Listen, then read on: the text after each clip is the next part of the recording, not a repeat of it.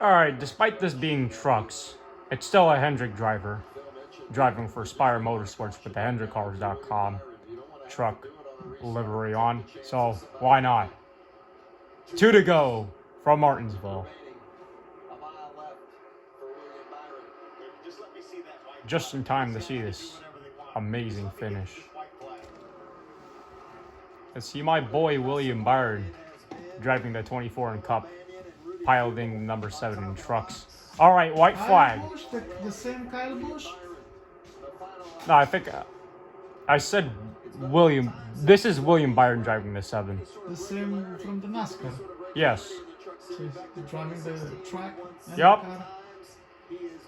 And rounding off of turn 4, William Byron wins at Martinsville for the truck race. Let's go!